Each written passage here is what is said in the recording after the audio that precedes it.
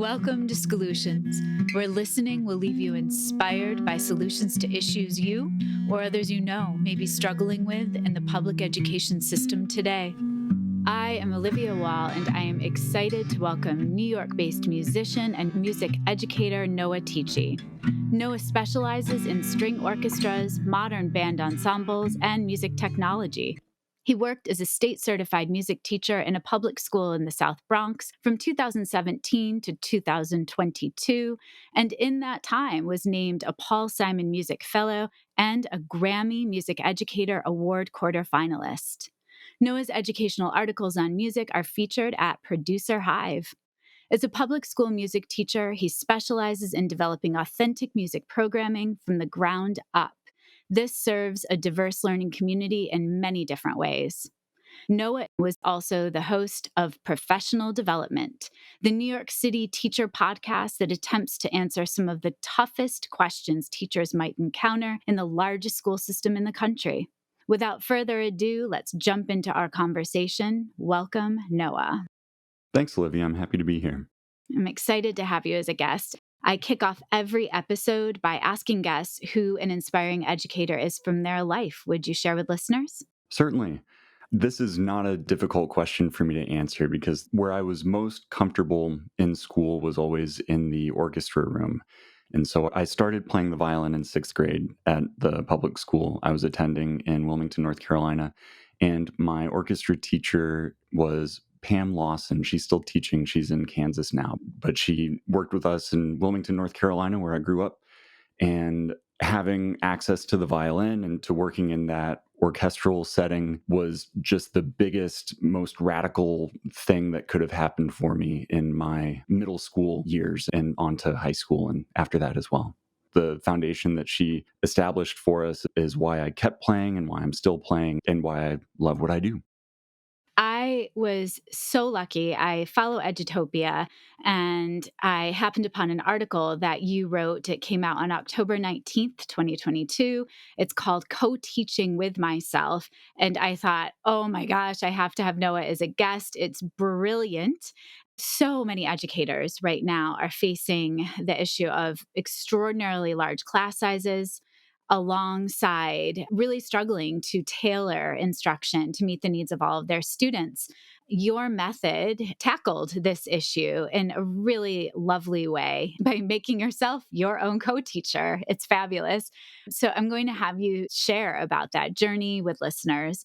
I want to kick us off with a quote that really resonates with what you did. It's a Terry Doyle quote. Terry says, "The one who does the work does the learning." Learning centered teaching, about optimizing the opportunities for our students to learn. And that's exactly what you captured with your model. Before we jump into explaining for listeners just how you created the co teaching model, I'd love for us to learn a bit about your journey as a music educator. You just started with when you began, but what brought you to New York City to teach? My first teaching gig was in West Bengal, India. I'd finished up college, wasn't entirely sure what I wanted to do. I had been an environmental policy and music double major. Headed into my senior year of college, I thought I might end up doing environmental policy work. There was so much losing involved at that point. It seemed like there wasn't a way to do work that felt like you had a way to win. So I ended up towards the end of my senior year reaching out to some of my music professors to come up with some ideas. And one of my professors, Stephen Nuss, had a connection to a principal at a school in India that had a strings program, the Gandhi Ashram School. And so I reached out to the principal and we set it up so that I would get a work visa and head out there and spend a year teaching. And I did that and I loved it. So when I got back to the US, I decided I need to figure out how I can teach. And I was going to need more than a bachelor's degree to do that. So I looked at schools, ended up settling on Teachers College to get my teaching credential and my master's degree. And after I finished that up, I stayed in New York. I got a job right before I graduated in April. I did the early hiring in the Bronx and found a school that I liked and a principal I wanted to work with. That's how I ended up in New York and staying in New York. So you attended Teachers College at Columbia? Yeah. That's quite a journey you've had. And I love that you followed your heart to travel a bit and see what you really wanted to do with life. I need you to share with listeners, why did you create the co teaching model with yourself? What brought that forward?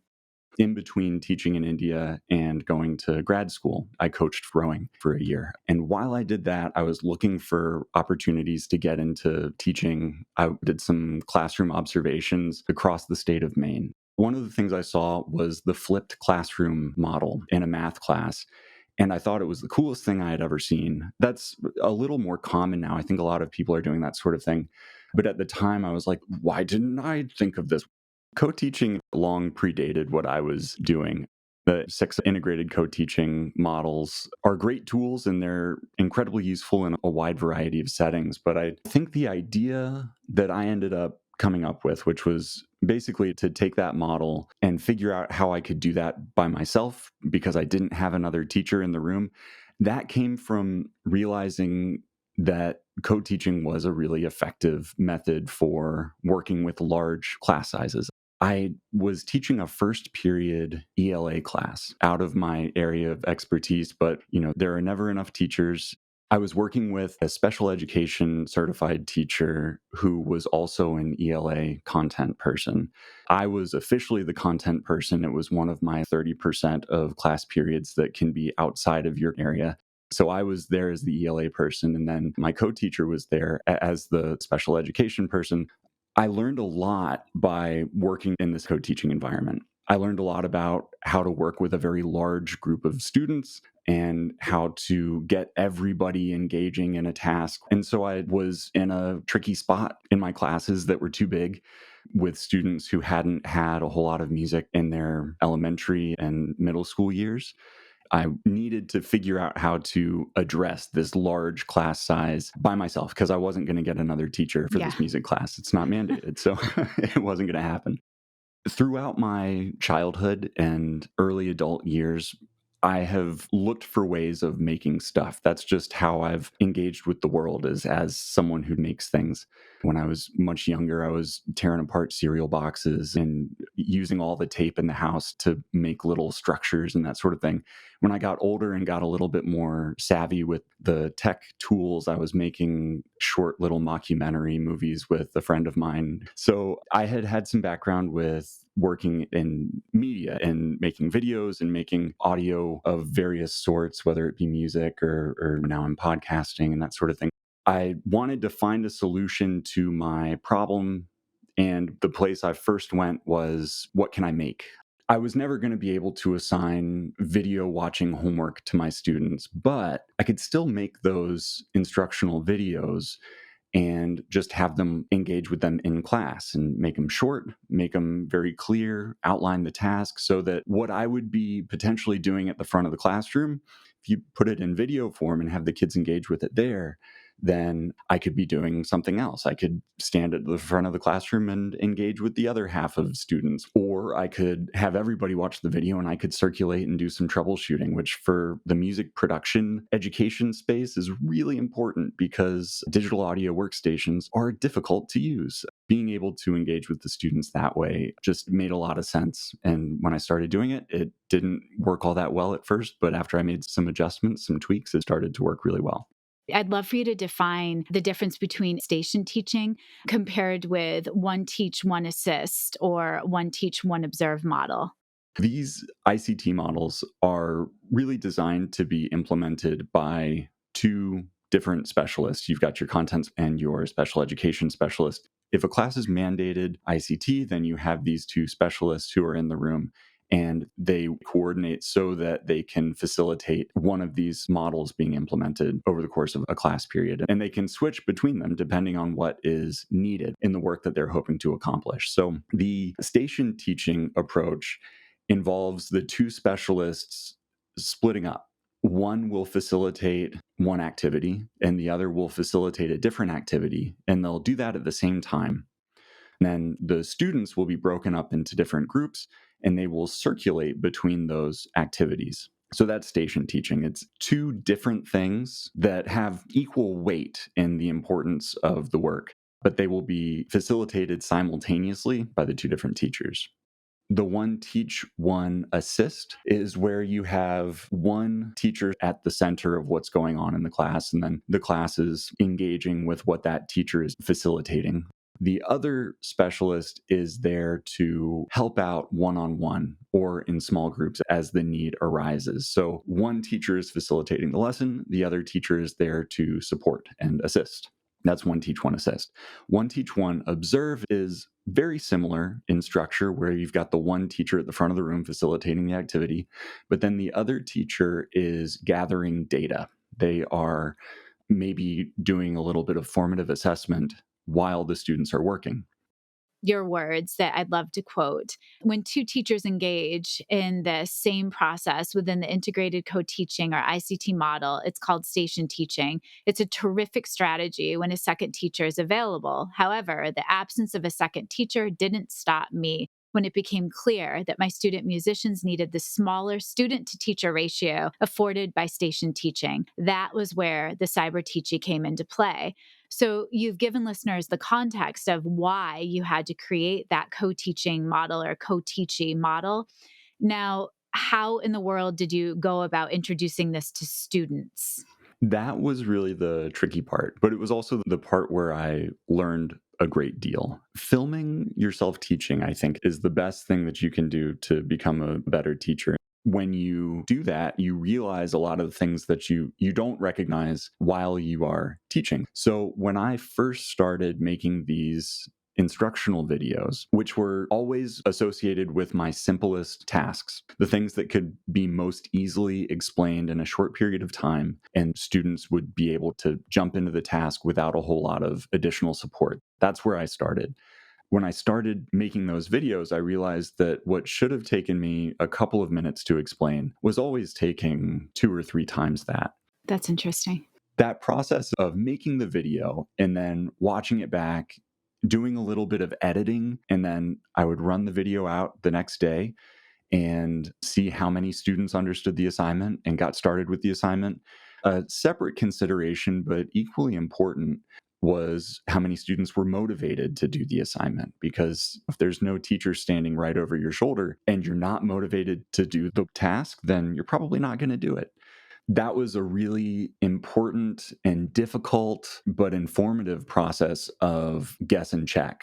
And that revision process made me a better creator of content, but I think it also made me a better teacher because I had to think very carefully about how I wanted to make instruction happen. Yeah. And that crossed over into my live teaching as well.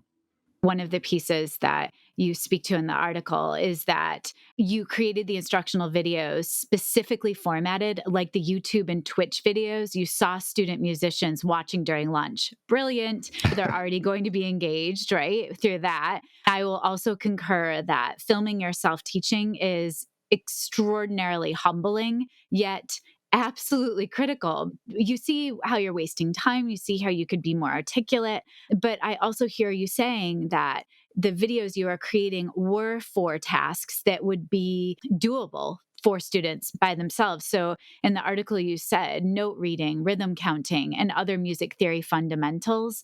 My other huge shout out to you is that because you posted them to YouTube, the students could watch with closed captioning.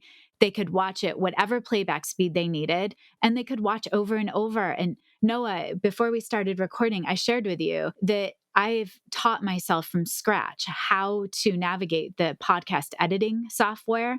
But the most critical thing I found was a really good teacher on YouTube. And I watched his series of videos over and over and over. I took notes. I have a whole step by step process now that I follow when I'm editing.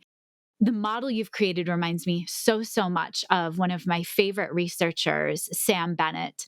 I have the gift of working with her. And right now, we're working in a school district where she speaks to 1/3 of any instructional amount of time would be us talking at or better with students.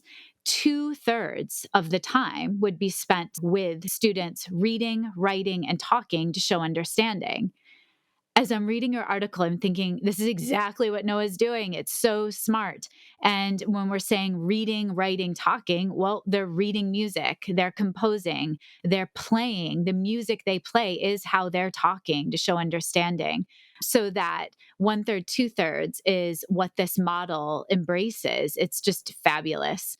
When you began this, you started by filming on YouTube, or did you use another software? Working with very limited resources, I ended up having a DSLR camera for other stuff, but I realized it would be put to good use for this as well. So I started filming myself in front of a green screen. And then I would have my computer handy. So I'd put together some Google Slides and I would click through the slides as I was delivering the instruction, but I'd still have this separate video of me doing the instructional part. I think that it's important to have a face there as well. It feels a little bit more personal. I So agree. then using that green screen, I could cut myself out of the background and then drop myself in the corner of the video. And then the slides would be there with the visual I was using for that particular lesson. So it was faster with the editing because I didn't have to drop in individual slides. I just had two videos that I had to stick together, and that cleaned up the time usage and it ended up looking better. Whenever I go into the process of making a video, now I tend to do a little bit more scripting and outlining Yeah. so that I can trim the first draft down substantially. So I'm only having to cut an additional maybe minute from what would end up being about a 5-minute video. It really is now at this point more about the planning than the tech. It is. And we know too with podcasting, it is so much the planning that goes into it so that listeners have a seamless experience. I appreciate your vulnerability because when we put ourselves out there, it's scary. I want to read another quote from your article. Later on in the semester, as my student musicians gained more facility with their instruments, I programmed class periods here and there with about 50 minutes worth of independent practice and note reading, self paced and guided once again by Cyber Teachy, and 25 minutes of string sectionals for each instrument section so that violins could work closely on their parts and violas could focus on theirs. Student musicians could then develop their theory skills in the two-thirds of class, during which the other two sections were practicing their instrumental skills. And you've evolved this model over time. 1 year into this, after you've troubleshot and tried with students, what evolved? I got started with this whole thing in 2018. I would bounce videos where one video was a little too loud and then another video you could hardly hear. I hadn't learned a good process for compressing the audio and other things like not framing the shot with the green screen in mind. The hardest thing as teachers, you can create a model. I think of conferring as an educator. 1 year, you may have a group of students that one system or structure works seamlessly with, and then the next, it just doesn't. Part of our work when it comes to assessing our own practice is gauging whether students are understanding the content. About a year into this, you went from the station teaching model, shifting to the one teach, one assist, or the one teach, one observe. Can you explain to listeners how that shift impacted understanding later for that different group of students? Absolutely. When it comes to the tools that we use in the classroom, the best tools are flexible enough that you can apply them in different ways, in different settings with different groups of students so that, the best practices that will work with one group of students can either work with another group of students or can be adapted in a different setting. What I found with my middle schoolers was that the main issue that I was struggling with was just the size of the class. The biggest issue that we have as teachers and as stakeholders in public education is that the classes are too big. And so anything that you can do to decrease class size, or at least to give the impression of a decreased class size, it will yield some sort of benefit for the student's education and for the teacher's ability to do good teaching. But that said, the problem that I was having in my high school music production classes was a little bit different. It was not that we had too many kids who were beginners on their instruments. It was instead that we were working with a very complicated piece of software where the details were very important. And so for me to teach at the front of the room and catch all of the details for everybody at the same time, it was never going to happen. The thing that I can say about the students I was working with at the school was that they were very honest and they would always tell me if I needed to do something differently. Well, yeah, no, it speaks to the relationship you had with them.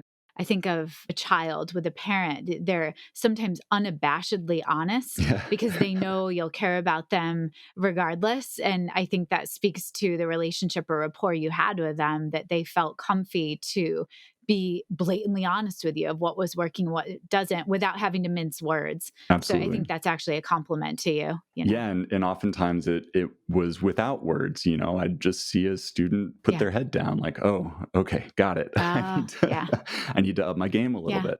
I went searching for how I could take this tool that had worked in another situation and apply it in this situation. And for any music teacher who's working in music technology or music production, I cannot recommend this approach enough because I think it is the only way that I found that I could make real progress in this subject area with a large class. And it's to take your mini lesson and instead of delivering it from the board, put it in a video, and in doing so, give the students the keys to the vehicle, which is the digital audio workstation that they're working in. So, putting the mini lesson into a format that the students can control, because when you're at the board, they don't have quite as much control. And depending on the student, they'll try and tell you what they need. So, giving them real control over the mini lesson and then being there to assist. So, the lesson is the one teach. The solutions are out there, and oftentimes they can address a multitude of problems, both the simple, annoying ones and the questions of pedagogy that nobody has a real good answer for yet, but we're always working towards it. No, you've just said so much that I vibe with. And I have to also know, when you said that you started this in 2018, please just pause. It was before COVID, and you're way ahead of the game when it comes to using digital tools. That idea of giving students access to the instruction, they can watch it. And the key word is access, because how often do students have a question or just need to hear something one more time? And this gives them the opportunity to do that. I'm wondering, as an educator myself, when do you post the videos? So it depends on the group, depends on how much agency you are hoping to build into their curriculum. The thing that I am manipulating in my head when I'm out on a run is the question of nonlinear curriculum, mostly inspired by video games, basically. So role playing games where there are a variety of different ways of getting from point A to point B. And sometimes those ways of getting there don't actually get you straight to point B, but they're a lot more interesting and they're a lot more motivating. Something I've been playing with for a couple of years now is a music production curriculum that includes a bunch of different pathways to get from your starting point to your destination, to your product or goal. In order to facilitate that kind of curricular map, the students need access to everything. To pick up the video game analogy again, you're not going to go after a boss before you've faced a couple of mini bosses. But then what that requires is teaching into how to use these tools and thinking of the lessons themselves as tools also, not as something that is being forced on you, but something that's a really motivating experience that you would like to have.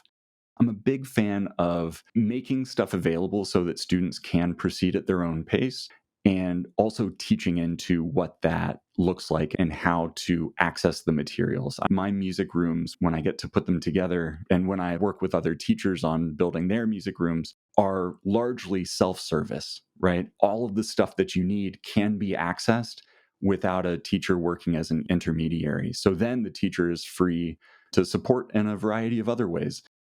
I think of lessons as being just like instruments. They're tools that we can use to get better at music and to make music.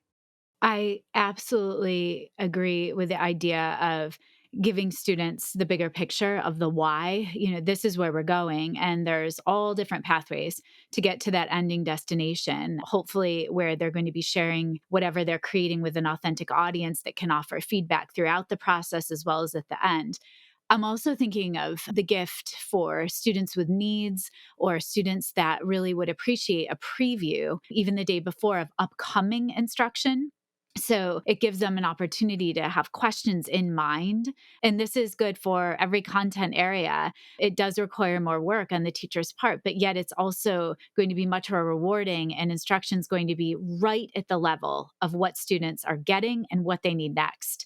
I appreciate that description. The possibilities are endless for how this could be taken on.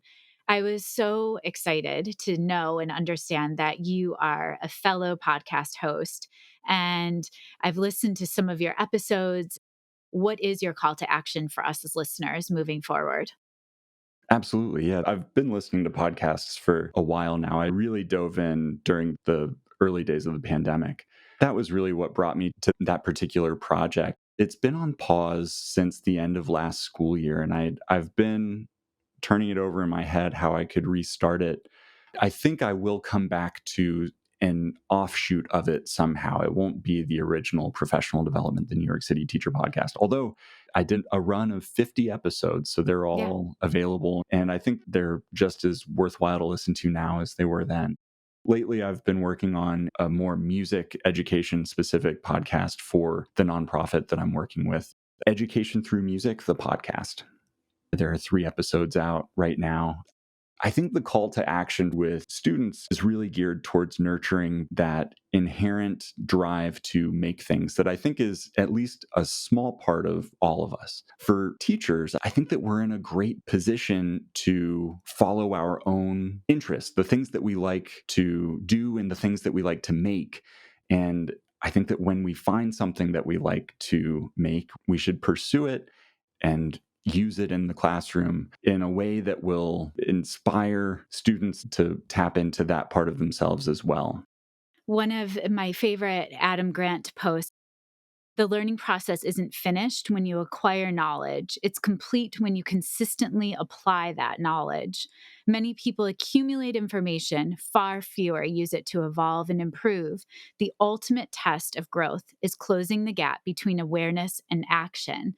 No, that's exactly what you do. You create because you're applying your wealth of knowledge. And I can ask nothing more for our students, that they get that opportunity to apply in many pathways. I think your mindset, your approach to education is fresh, and I'm completely inspired by your article and your constant willingness to reinvent and create for the good of our children. So I'm grateful to have you as a guest and for you to take the time to talk. Thank you so much, Noah. Thanks for having me, Olivia. Scholutions is a podcast created, produced, and edited by me, Olivia Wall. Special thanks to my guest, Noah Tichy. Thanks to my older son, Benjamin, who created the music that's playing in the background. If you like Scholutions, please share, rate, review, and follow us on Twitter, Instagram, and Facebook at Scholutions Podcast. If you want to reach out, the email is scholutionspodcast@gmail.com. Don't forget to talk about us nicely on social media, and please keep listening. Let's continue finding inspiration together.